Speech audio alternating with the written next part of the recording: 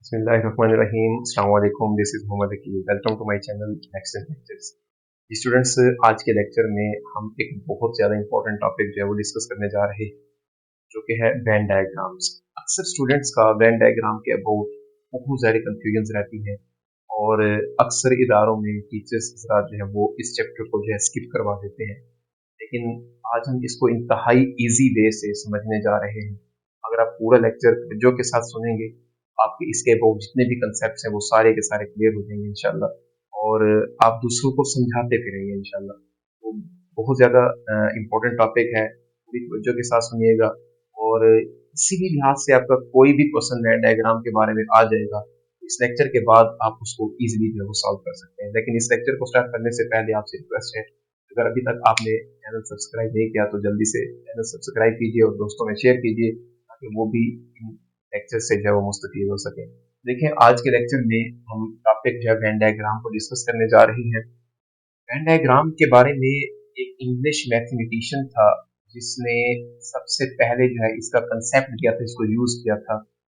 English mathematician जिसका नाम है जॉन वेन। उसने अपने नाम से ही इनको जो है ना वेन डायग्राम का जो है वो नाम दिया था। वो कहता है कि जैसे हम सेट्स को, डिफरेंट ऑपरेशंस को एलिमेंट्स के साथ जो है वो ऑपरेट करते हैं, यूनियन है, इंटरसेक्शन है, कॉम्प्लीमेंट है, जो भी है, उनको हम डायग्राम्स की मदद से भी रिप्रेजेंट कर सकते हैं। इसमें जो सबसे पहले हमारे पास जो एक पेरेंट सेट है, जिसको हम यूनिवर्सल सेट कहते होते हैं, उसको हम डिनोट करते होते हैं रेक्टेंगल से। रेक्टेंगल के साथ हम इसको डिनोट करते हैं, और ये आपके पेपर में एमसीक्यूज के तौर पर भी पूछा जा सकता है कि the universal set in Venn diagram is represented by, आगे ऑप्शन बना देगा स्फीयर, रेक्टेंगल, ट्राइंगल, ट्रेपीजियम। आपका जो करेक्ट ऑप्शन होगा उसमें वो होगा रेक्टेंगल। स्टूडेंट्स, इस टॉपिक को स्टार्ट करने से पहले मैं आपको बता दूं कि हमने वेन डायग्राम के अंदर टोटल 3 टाइप के जो है सेट्स को डिस्कस करने हैं, और टोटल 3 जो है हमें ऑपरेशंस को डिस्कस करना है। बस इसमें तमाम के तमाम वेन डायग्राम आपकी किसी भी तरह की जो है वो इसमें जो है वो शामिल है। तो देखिए, सबसे पहले मैं आपको बताने लगा हूं कि वो 3 टाइप्स सेट्स की जो है वो कौन कौन सी हैं। टाइप्स ऑफ सेट्स, जिनमें सबसे पहले जो वेन डायग्राम के अंदर यूज होने लगी है, वैसे तो और भी है, लेकिन सबसे पहले जो है वो है हमारे पास डिसजॉइंट सेट्स। डिसजॉइंट सेट्स, जी स्टूडेंट्स, डिसजॉइंट नाम में ही इसकी डेफिनेशन हम समझने की कोशिश करेंगे। जॉइंट कहते हैं जोड़ होना, और डिसजॉइंट कहते हैं तोड़ होना, यानी कि जब कोई चीज ब्रेक हो जाती है ना, उनके दरमियान कोई कॉन्टैक्ट पॉइंट नहीं रहता। इसी कंसेप्ट से मैं आपको थोड़ा सा, बाकी इसका कोई डेफिनेशन के साथ लिंक नहीं है, मैं आपको एक हिंट दे रहा हूँ कि डिसजॉइंट को आपने समझना कैसे है। कि अगर दो सेट्स कैसे हो, two sets A and B are said to be, are said to be disjoint if A intersection B is equal to 5। मैंने कोई स्टेटमेंट की फॉर्म में नहीं लिखा था कि आप ये ना समझे कि डेफिनेशन जो बहुत ज्यादा लेंथी है, बड़ी डेफिनेशन लिख दी है। यहाँ पर मैंने जस्ट आपको ये कहा है कि दो सेट्स कोई से वो डिसजॉइंट होंगे जिनका कंप्लीट इंटरसेक्शन जो है वो क्या आएगा, 5 आएगा। क्या मतलब होगा इसका, कि उन दोनों सेटों के अंदर कोई भी एलिमेंट कॉमन नहीं होगा। तो यहाँ पर जैसे मैंने आपको डिसजॉइंट के मीनिंग में बताया है, आपके पास उनमें कोई भी जो डिसजॉइंट का मतलब होता है कोई भी उसका एलिमेंट जो वो कॉमन ना हो। That's was A B C, हमने लिया ए सेट, और बी सेट मैं ले लेता हूँ 1 2 एंड 3 4।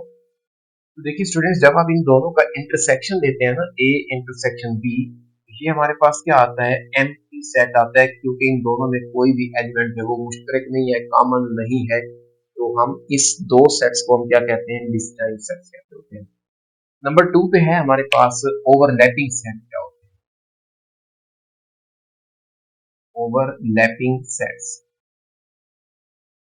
ओवरलैप का मतलब होता है कि एक दूसरे के साथ मिल जाना, इकट्ठे हो जाना। तो यहाँ पर हम इसकी डेफिनेशन कैसे करेंगे, two sets A and B are said to be overlapping।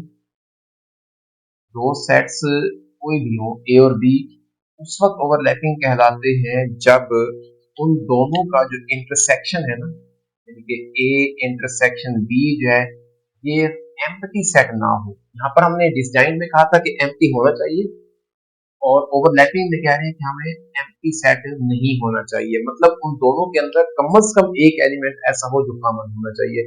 Let's suppose हमारे पास एक सेट है A, इसके अंदर एलिमेंट्स हम ले लेते हैं 2, 3, 5 एंड 7, जबकि दूसरा सेट हम B ले लेते हैं, वो है हमारे पास 1, 3, 5, 7, 9 है। अब इनमें एटलीस्ट मैंने आपको कहा 1 एलिमेंट कॉमन होना चाहिए, ज्यादा सारे भी हो सकते हैं। तो देखें इसमें 3 भी कॉमन है, 5 भी कॉमन है और 7 भी कॉमन है, तो इसका इंटरसेक्शन जो इस सेट तो नहीं है ना, तो लिहाजा ये सेट्स जो है क्या कहलाते हैं, ओवरलैपिंग सेट्स कहलाते हैं। इसके बाद तीसरी टाइप जो होगी हमारे पास वेन डायग्राम के अंदर वो होगी सबसेट, और ये डेफिनेशन हम पहले भी डिस्कस कर चुके हैं। सबसेट क्या होगा कि इफ, या हम ऐसे कहते हैं कि if all the elements, if all the elements of set A are present in set B then A is subset of B। अगर एक A कोई सेट है उसके तमाम एलिमेंट्स B के अंदर मौजूद हैं तो A को B का सबसेट कहेंगे। मिसाल के तौर पर हमारे पास एक सेट है A, E, I, O and U, and other set है हमारे पास A, B, C up to Z, यानी कि ये तमाम अल्फाबेट्स का सेट है और ये A, E, I, O, U जो है ये वावल्स का सेट है।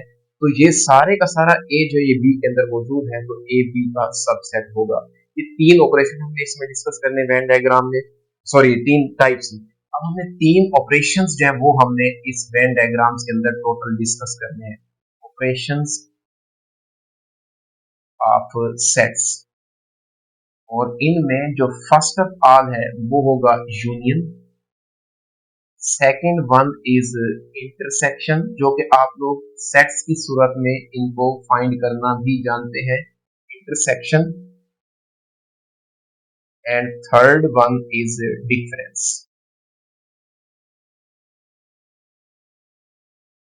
जी स्टूडेंट्स, पूरी की पूरी वेन डायग्राम के अंदर हमने तीन टाइप के सेट्स को डिस्कस करना है और तीन ऑपरेशंस को डिस्कस करना है।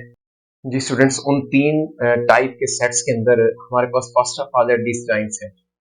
इस यहाँ से आगे स्टार्ट करने से पहले आप वो डिसजॉइंट, ओवरलैपिंग और सबसेट की डेफिनेशंस को एक दोबारा जो है वो देख लीजिएगा, उसके बाद यहाँ से आगे स्टार्ट कीजिएगा।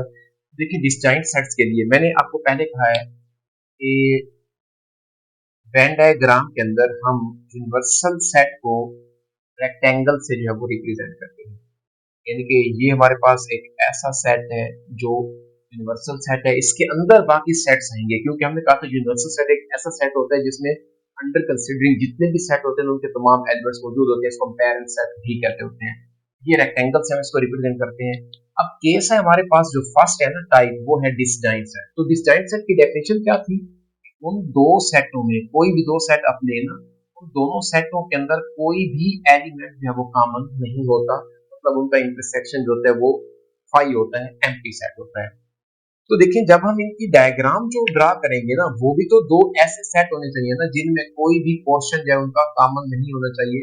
लेट्स सपोज हमारे पास एक सेट है A और दूसरा सेट B, इससे डिसजॉइंट तब होगा ना जब इसमें इसका कोई भी रीजन, कोई भी हिस्सा जो है वो इसके साथ कॉमन नहीं होगा। तो ये दो अलग अलग सेट जो है ये इसी चीज को रिप्रेजेंट कर रहे हैं कि इनके अंदर कोई भी एलिमेंट जो है वो कॉमन नहीं है, कोई भी क्वेश्चन इसका कॉमन नहीं है। अब टाइप ये थी हमारे पास और इसके ऊपर तीनों ऑपरेशंस हमने लगाने हैं। फर्स्ट ऑफ ऑल देखिए हमारे पास जो है हम इन दोनों का यूनियन लेते हैं। स्टूडेंट्स पूरी तवज्जो के साथ ये लेक्चर को सुनिएगा, इंशाल्लाह आपको कोई भी ऐसा जो है ना वो मसला इस वेन डायग्राम के बारे में नहीं रहेगा जो अब तक आप लोग इसके बारे में कंफ्यूजन में थे। या ये समझते थे कि ये बहुत मुश्किल है, टॉपिक है। नहीं, आज के बाद आपको इंशाल्लाह ये बहुत ज्यादा इजी लगेगा। सिर्फ तवज्जो के साथ इसको कंप्लीट सुनिएगा। ए यूनियन बी हमने कैसे लेना है, देखें जैसे हम आम सेट्स के अंदर जब हम एलिमेंट को पुट करके उसका यूनियन ले रहे होते हैं तो क्या करते हैं, हम दोनों सेटों के एलिमेंट्स को कंबाइन कर देते हैं ना, तमाम के तमाम एलिमेंट्स को एक ही सेट के अंदर लिख देते हैं। इस वेन डायग्राम के अंदर भी हमने ऐसा ही करना है। ए और बी का यूनियन ले रहे हैं, इसके आंसर में ए भी आएगा और बी भी आएगा। हम क्या करेंगे, शेड कर देंगे किसके साथ, ए और बी को, दोनों को ही, जो कि इसके यूनियन में शामिल होंगे, ए यूनियन बी में। यानी कि ए के एलिमेंट्स भी आएंगे और बी के एलिमेंट्स भी आएंगे, और इनको शेड करने के लिए मैं हॉरिजॉन्टल लाइंस यूज कर रहा हूँ। ये कोशिश कीजिएगा कि बी जो है ये आपको क्लियर नजर आए इसकी शेडिंग के दौरान। जो सेट के नेम है वो वाले, तो ये लाइंस ये रिप्रेजेंट कर रही हैं कि ये इसके ए यूनियन बी का सोल्यूशन है। अब जो लाइन हमने यूनियन को रिप्रेजेंट करने के लिए लगाई है ना, वही हम इधर सामने इसके लगा देंगे। इससे ये आपको क्लियर होगा कि ए यूनियन बी का जो सोल्यूशन रीजन है ना, हॉरिजॉन्टल लाइन जहां जहां भी नजर आ रही है वो उसका ए यूनियन बी का सोल्यूशन है। अब सेट यही होंगे डिसजॉइंट, लेकिन हमने इसके ऊपर कौन सा ऑपरेशन लगाना है, इंटरसेक्शन का। यानी कि आप इन दोनों सेटों का जब इंटरसेक्शन लेंगे, स्टूडेंट्स हम पहले कह चुके हैं कि जब डिसजॉइंट सेट्स हैं इनमें कोई एलिमेंट भी कॉमन नहीं है, और आपको फिगर से भी क्लियरली नजर आ रहा है कि ए का जो एरिया था वो बी के एरिया से डिफरेंट, उसके दोनों के दरमियान में कोई कुछ ना कुछ गैप है, कॉमन नहीं है। तो इसके इंटरसेक्शन में क्या आ जाएगा हमारे पास, यहाँ पर 5 यानी कि एम्प्टी सेट आएगा। नंबर 3 पे देखिए हम क्या करने जा रहे हैं, इसका ए का डिफरेंस लेने जा रहे हैं बी से। स्टूडेंट्स ए माइनस बी का क्या मतलब होगा कि ए में से हम बी को क्या करेंगे, माइनस कर देंगे, निकाल देंगे।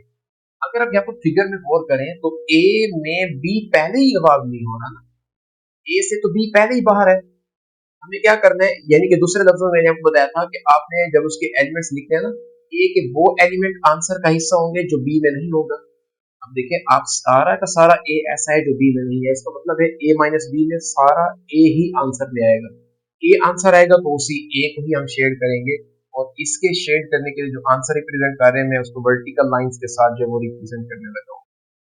वर्टिकल लाइंस इसके डिफरेंस के आंसर को जब वो रिप्रेजेंट कर रहा है, जैसी लाइन हमने यहाँ पर लगाई है वैसे ही उसके आंसर के सामने लगा देंगे, जिससे ये हमें क्लियर हो जाएगा कि माइनस वाले का, ए माइनस बी वाले का आंसर क्या है।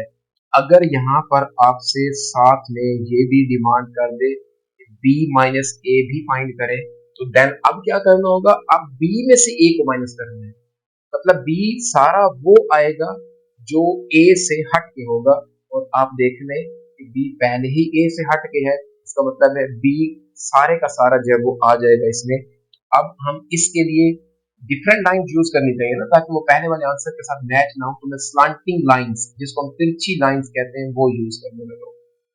स्लांटिंग लाइंस जब हम लगाएंगे, ये रिप्रेजेंट कर रहा है बी माइनस ए के आंसर को। हम यहाँ पर भी वही लाइंस को शो करके यहाँ से इसका आंसर जब वो रिप्रेजेंट करवा रहे हैं। तो ये था हमारे पास डिसजॉइंट के केस में, हमने यूनियन लिया, इंटरसेक्शन लिया, माइनस ए माइनस बी, बी माइनस ए, ये 3 ऑपरेशन ही हमने वेन डायग्राम के ऊपर अप्लाई करने हैं। सिमिलरली जो दूसरा केस है हमारे पास वो है ओवरलैपिंग सेट्स के लिए। ओवरलैपिंग सेट्स, जी स्टूडेंट्स हमने कहा था ओवरलैपिंग सेट्स के अंदर के दो सेटों का इंटरसेक्शन जो है ना वो एम्प्टी सेट नहीं आना चाहिए, मतलब कुछ ना कुछ उनके अंदर कॉमन जो है वो होना ही चाहिए। तो अब की बार हम क्या करेंगे, यहाँ पर जब हम वेन डायग्राम को ड्रा करते हैं, ये हमारे पास आ जाएगा उसका universal set. Universal set complete rectangle है, इसके अंदर हमने दो सेट ऐसे लेने हैं जो आपस में ओवरलैप कर रहे हो, मतलब ए का कुछ हिस्सा बी के अंदर कॉमन है ना। तो यहाँ पर जब हम इसकी फिगर बनाएंगे, दो सेट्स लेंगे तो कुछ इस तरह शो करेंगे हम इसको, ए का कुछ पोर्शन बी में है और इसी तरह बी का कुछ पोर्शन ए में है, मतलब कुछ ना कुछ एरिया उन दोनों का जो कॉमन है, यही ओवरलैपिंग की डेफिनेशन है। अब इस फिगर के अंदर हमने भी तीनों ऑपरेशन जो है यहाँ पर करने हैं। Number 1 is A union B हमने लेना है। Number 2 is A intersection B लेना है। नंबर 3 पे हमने ए में से बी को माइनस करना है। इसी तरह ये भी हम साथ में कर लेते हैं कि बी माइनस ए का आंसर क्या आएगा। वैसे ऑपरेशन तो यही माइनस का ही है। स्टूडेंट सही बात है कि ए यूनियन बी में ए भी आएगा उसके आंसर में और बी भी आएगा, दोनों आंसर का हिस्सा होंगे। इसका मतलब है दोनों ही हमने यहाँ पर शेड करने हैं और मैं यहाँ पर अब ए यूनियन बी को रिप्रेजेंट कर रहा हूँ वर्टिकल लाइंस के साथ। ये वर्टिकल लाइंस जो है ये शो कर रही हैं कि आंसर जो है वो ए यूनियन बी का है, इसमें दोनों सेट्स इंक्लूड होंगे, ए भी और बी भी। तो ये वर्टिकल लाइंस आप दोनों सेट्स के अंदर लगा देंगे।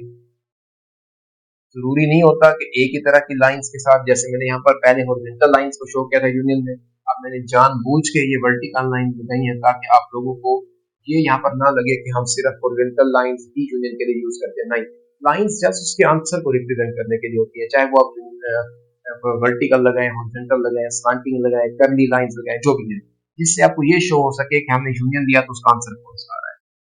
अब देखिए यहाँ पर हम लेने जा रहे हैं इसका इंटरसेक्शन। इंटरसेक्शन में कौन सा एरिया होता है, कौन से एलिमेंट्स होते हैं, कॉमन एलिमेंट्स होते हैं ना, जो ए में भी हो और बी में भी हो। आप जरा यहाँ पर गौर करें, आपके पास ये जो दो सेट्स थे जिसमें ए जो है वो यहाँ तक आ रहा है और बी जो है वो यहाँ तक आ रहा है, इन दोनों सेटों में क्या इन दोनों का कोई कॉमन पोर्शन भी है? बिल्कुल है। ये जो आपको एक लेंस टाइप नजर आ रहा है यहाँ पर, ये उन दोनों का ऐसा पोर्शन है जो दोनों सेट का हिस्सा है। तो यहाँ पर हम क्या करेंगे, उन दोनों का जो कॉमन पोर्शन है ना वो शेड कर देंगे और इसके लिए मैं हॉरिजॉन्टल लाइंस को रिप्रेजेंट कर रहा हूँ, तो ये इसके इंटरसेक्शन के आंसर को रिप्रेजेंट करती है हॉरिजॉन्टल लाइंस। अब हमने क्या करना है, इसी सेट के लिए ओवरलैपिंग के लिए हमें ए में से बी को माइनस करना है।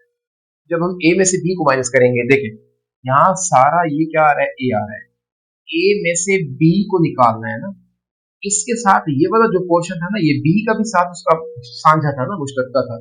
यहाँ से हम बी को जब माइनस करेंगे तो पीछे हमारे पास जो बचेगा वो सिर्फ ये बचेगा ना पोर्शन में, इसको स्लैंटिंग लाइंस के साथ रिप्रेजेंट कर रहा हूँ। ये हमारे पास अदर देन बी, यानी कि ए वो है जो बी के अलावा है, वो यहाँ से यहाँ तक है। ये स्लैंटिंग लाइंस जो है यानी कि तिरछी लाइंस जो है ये रिप्रेजेंट कर रही हैं ए माइनस बी के आंसर को।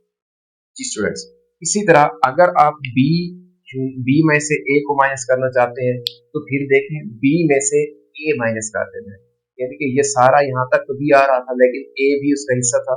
ए को माइनस करेंगे तो पीछे हमारे पास जो आंसर बचेगा वो बी का वो हिस्सा होगा जो अदर देन ए होगा। और इसके लिए आंसर को डिफरेंट करने के लिए मैं यहाँ पर इसकी जो है ना कर्ली लाइंस जो है ये लगा रहा हूँ। ये वाला पोर्शन जो है ये इसके b माइनस ए को रिप्रेजेंट करता है। तो स्टूडेंट्स ये थे हमारे डिसजॉइंट और ओवरलैपिंग के केस में। जब हमारे पास डिसजॉइंट सेट होगा हम सेट कैसे बनाएंगे, ओवरलैपिंग होगा तो कैसे बनाएंगे, उसके ऊपर हम डिफरेंट ऑपरेशंस है उनको कैसे रिप्रेजेंट करेंगे। जी स्टूडेंट्स, फाइनल केस है हमारे पास जो थर्ड टाइप है सबसेट की, और उसमें मैंने लिया है कि जब ए बी का सबसेट हो देन हमारे पास वेन डायग्राम है इसकी कैसे बनेगी। अब सबसेट का मतलब आपको पता होगा ना, आपके लिए ये क्वेश्चन मुश्किल नहीं है। ए बी का सबसेट जब है तो इसका मतलब है ए सारे का सारा बी के अंदर मौजूद है। इसका मतलब है ए छोटा सेट है ना जो बी के अंदर मौजूद है और बी एक बड़ा सेट है। यहाँ पर हम इसकी फिगर कैसे बनाएंगे, बी को हम एक बड़े सेट के तौर पर यहाँ पर लेंगे। लेट्स सपोज हमारे पास ये सेट जो है ये बी है। अब ए सारा इसी सेट के अंदर होगा, मींस ये क्या आ चुका है हमारे पास ए सेट है। अब वही ऑपरेशन है, यूनियन है, इंटरसेक्शन है और डिफरेंस है, वो यहाँ पर हम लेंगे। फर्स्ट ऑफ ऑल ए का बी के साथ यूनियन, तो यूनियन में तो कोई मुश्किल नहीं है क्योंकि हमें दोनों सेट्स लेने हैं। और अब यहाँ पर मैं पहले यूनियन के लिए स्लैंटिंग लाइंस ले रहा हूँ, यानी कि तिरछी लाइंस ड्रा करेंगे हम इसके आंसर के लिए। तो क्योंकि यूनियन है तो दोनों सेट्स ही इस आंसर का जो है ये हिस्सा होंगे।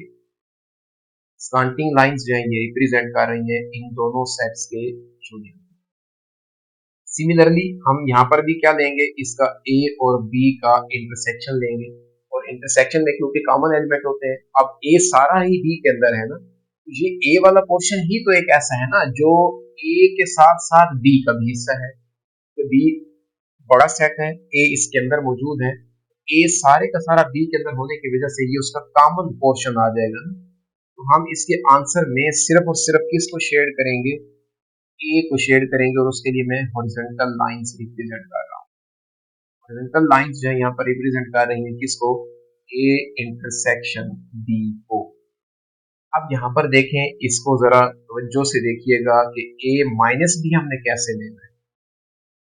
देखिए, ए एक छोटा सेट है, हम कह चुके हैं कि ए बी का सबसेट है, मींस ए सारा ही बी के अंदर है। और ए जब बी के अंदर है तो क्या ये पॉसिबल है कि आप ए में से बी को निकाल सकें?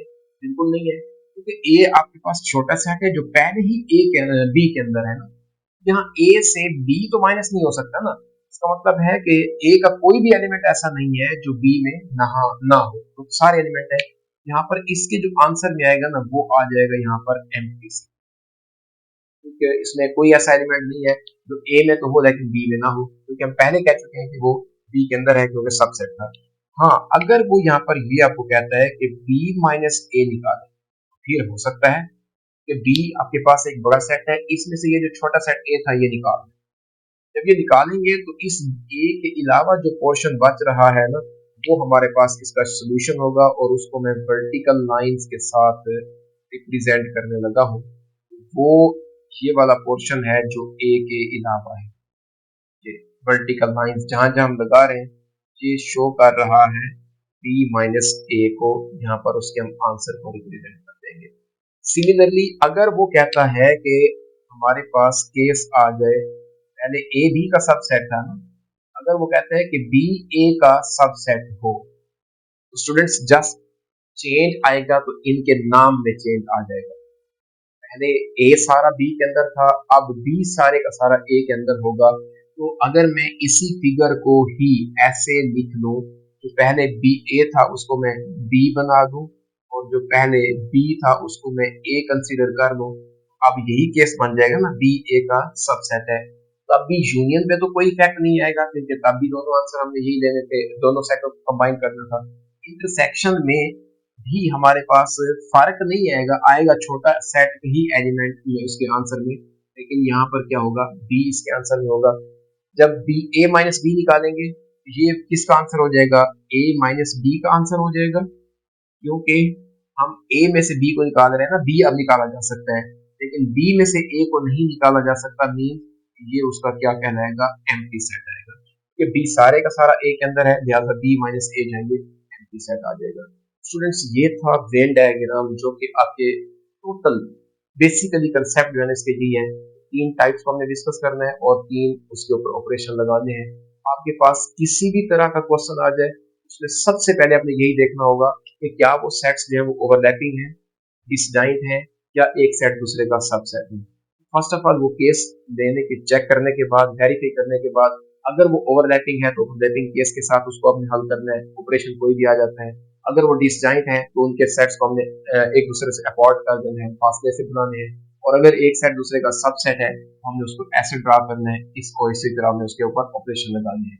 तो मैंने एक क्वेश्चन 3.2 का सेकंड क्वेश्चन का थर्ड पार्ट मैंने आपको कहा था कि वेन डायग्राम जब मैं आपको समझाऊंगा तो करवाऊंगा, तो वो मैंने अपने सामने पुट किया हुआ है। इसको हम इसके वेन डायग्राम के साथ ऑपरेट करने की कोशिश करते हैं। देखिए, वही कंसेप्ट है जो आपको मैंने बताया है।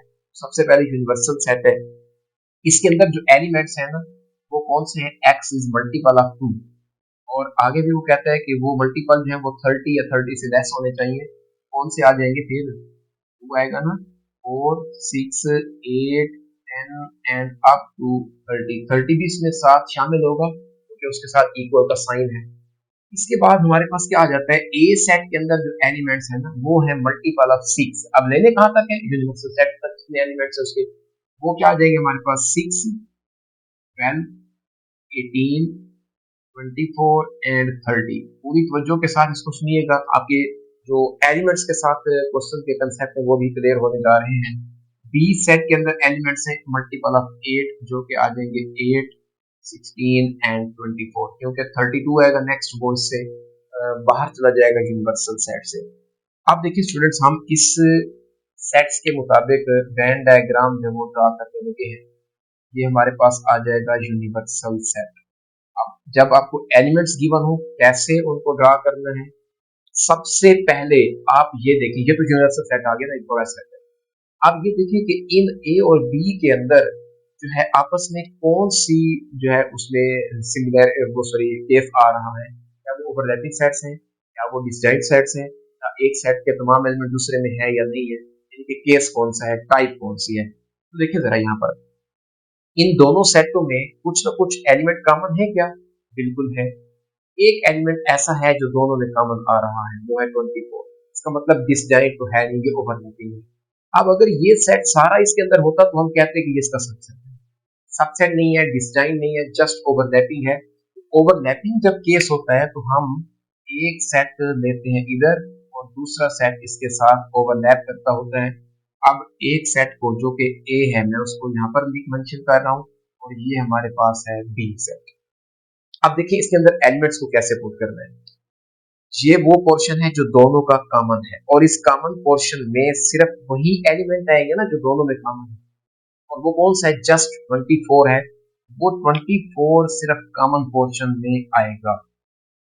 अब 24 के अलावा ए में जो एलिमेंट्स है वो सारे इस ए में पुट करने, लेकिन कॉमन पोर्शन में जस्ट 24 आया था, 6 आ जाएगा।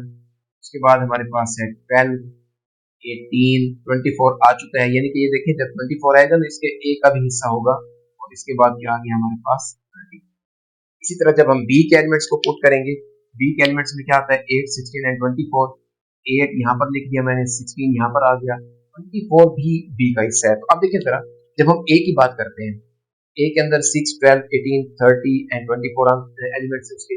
बी के अंदर कौन से एलिमेंट्स थे? 8, 16 एंड 24। ये है उसका डायग्राम बनाने का तरीका। अब अभी भी हमारे पास यू के एलिमेंट्स हमने पुट करने हैं, क्योंकि ये दोनों सेट्स जो है ना, ये यू का सबसेट है ना, इनके दोनों के एलिमेंट्स इसके अंदर मौजूद हैं। अब हमने जब यू कहा है ना, वो तो ये एक पूरी रेक्टेंगल है, तो इसमें देखें कि इन दोनों को मिलाकर हमारे पास क्या यू का सेट कंप्लीट हो चुका है, या कुछ एलिमेंट ऐसे हैं जो ए और बी में नहीं है लेकिन यू में है। वो कौन से हैं जरा देखें। 6 है, अब 2 भी नहीं है, 4 भी इन दोनों में नहीं है, तो वो आप यूनिवर्सल सेट में कहीं भी पुट कर सकते हैं। 2, 4 आ गया, 6, 8, 10 इसमें नहीं है, वो यहाँ पर आ जाएगा। 12 आ चुका है, 12 के बाद 14 आएगा जो इन दोनों में नहीं है, वो कहीं पे पुट कर दें। 14 के बाद 16 आ चुका, 18 आएगा, 20 आएगा, 22 बाहर आ जाएगा, 24 आ चुका है पहले, फिर क्या आएगा? 26 नहीं है उन दोनों में, 28 दोनों में नहीं है, और 30 है। अब ये सारे एलिमेंट्स जो हैं ये किसको रिप्रेजेंट कर रहे हैं? यू को, और उनमें ए और बी भी मौजूद है। अब देखिए आपको चाहे यूनियन लेना हो, चाहे इंटरसेक्शन लेना हो, चाहे कंप्लीमेंट लेना हो, चाहे आपको डिफरेंस लेना हो, कोई भी ऑपरेशन आपने यहाँ पर लेना है उसको आप यहाँ पर मेंशन कर सकते हैं। मैं यहाँ पर इसको लिखने लगा हूँ। फर्स्ट ऑफ ऑल ए का बी के साथ यूनियन लें। जी स्टूडेंट्स, जब यूनियन लेना है तो हमें तो पता है ना, दोनों सेट ही उसके आंसर का हिस्सा होंगे। हम उन दोनों को ही शेड कर देंगे, और उन दोनों को शेड करने के लिए मैं यहाँ पर वर्टिकल लाइंस जो है वो रिप्रेजेंट करने लगा हूँ। अब यहाँ पर थोड़ा सा कलर मैच होने की वजह से, क्योंकि मैं यहाँ पर वर्टिकल लाइन लगा रहा हूँ तो एलिमेंट्स के ऊपर भी आएंगी। आपको थोड़ा सा उसके अंदर समझने में अगर मुश्किल हो तो बता दीजिएगा, मैं मजीद भी आपको दोबारा जो है वो किसी और तरीके से समझा दूंगा। लेकिन आई होप कि आपको ये बात समझ आ रही होगी कि हमने ए और बी को कंबाइन कर दिया है, और उसको कंबाइन करने के लिए हमने वर्टिकल लाइंस यूज की हैं। जब आप यहाँ पर रिप्रेजेंट कर देते हैं, इसका मतलब है कि ए यूनियन बी का आंसर वही हिस्सा है जहाँ पर वर्टिकल लाइंस लगाई है। अब हमने क्या करना है, इन दोनों सेट्स का अगर हमें इंटरसेक्शन लेना है, इंटरसेक्शन में तो कॉमन एरिया आएगा ना हमारे पास, और वो कॉमन एरिया देखें तो हमारे पास जस्ट ये लेंस की शक्ल जो बन रही है ना, ये आ रहा है। यानी कि इसमें सिर्फ एक एलिमेंट कॉमन था ना, 24। हम इस 24 वाले हिस्सा को ही आंसर में शामिल करेंगे। तो हॉरिजॉन्टल लाइंस जो है वो रिप्रेजेंट कर रही हैं इंटरसेक्शन को। इसके बाद अगर मैं यहाँ पर लेता हूँ a माइनस बी, यानी कि a में से b को माइनस करने, जब a में से b निकालेंगे, a सारा ये आ रहा है हमारे पास सेट, मैं इसको थोड़ा सा बोल्ड कर दूं, ये हमारे पास सेट है a। अब ए में से बी निकाल देना। ए का पोर्शन यहाँ तक आ रहा था, लेकिन ये हिस्सा बी का भी था, तो हमने इसको निकाल दिया। जस्ट जो शेड होने जा रहा है ना, वो है हमारे पास ए का वो पोर्शन जो बी के अलावा है। इसके लिए मैं स्लैंटिंग लाइंस, तिरछी लाइंस है वो रिप्रेजेंट करने लगा हूँ। ये हमारे पास जो सोल्यूशन है ये किसको शो कर रहा है, उसके डिफरेंस को शो कर रहा है। आखिरी बात, अगर आपने b माइनस ए लेना हो तो वो भी आपको पता है, a उसमें से निकाल देंगे, b वाला हिस्सा आएगा। अगर किसी सेट का कंप्लीमेंट लेना पड़ जाए हमें, मिसाल के तौर पर मैं यहाँ पर यही बात कहता हूँ, हमें लेना है a का कंप्लीमेंट। स्टूडेंट्स मुझे बता सकते हैं कि a का कंप्लीमेंट किसके बराबर होगा? बिल्कुल, a का कंप्लीमेंट किसके बराबर होगा? u माइनस ए होगा ना। कंप्लीमेंट में भी हमें डिफरेंस ही लेना होता है ना, इसलिए मैं बार बार आपको सिर्फ ये कह रहा हूँ कि 3 ऑपरेशन होंगे, union, intersection and difference. Complement में भी वही डिफरेंस आ जाता है। अब देखिए जरा इस बात को समझिएगा, ये कंप्लीमेंट में हमें क्या लेना है, u में से a को माइनस कर देना है। अब ये सारा रेक्टेंगल जो आपको नजर आ रही है ना, ये क्या है, u है। इसमें से a हमने उठा दें, निकाल, a वाला पोर्शन निकाल दें, बाकी सारा हिस्सा जो है वो क्या होगा, a के कंप्लीमेंट का सोल्यूशन होगा। तो मैं यहाँ पर u सारे का सारा जो है वो शेड करूंगा, लेकिन उसमें सिवाय a नहीं आएगा, यानी कि a के अलावा। ये मैं इसके अंदर तिरछी लाइनें लगा रहा हूँ, क्योंकि ऑल टाइप की लाइंस को हम यूज कर चुके हैं। यानी कि ए देखिए यहाँ तक आ रहा था, वो मैंने यहाँ पर नहीं लिया। ये वाला पोर्शन जो है ये आपके उस कंप्लीमेंट के हिस्सा को जो है ये रिप्रेजेंट कर रहा है। यहाँ पर इसके लिए जो हम लाइंस यूज कर रहे हैं वो है कर्ली लाइंस। ओके हो गया। इसी तरह आपको अगर बी का कंप्लीमेंट लेना है, यू सारा होगा लेकिन बी के अलावा होगा। तो चाहे आप कोई भी ऑपरेशन लें, हमें सबसे पहले ये देखना होगा कि वो सेट किस टाइप में आ रहा है, वो ओवरलैपिंग है, डिस्जॉइंट है या सबसेट है। जी स्टूडेंट्स, ये था आज का लेक्चर जिसमें हमने वेन डायग्राम को डिटेल के साथ डिस्कस किया है। आई होप ये बातें आपको समझ आई होगी। फिर भी अगर किसी स्टूडेंट का कोई क्वेश्चन हो तो जरूर पूछिएगा। नेक्स्ट लेक्चर के लिए इंशाल्लाह दोबारा इस चैनल पर मुलाकात होगी। तब तक के लिए अल्लाह हाफिज।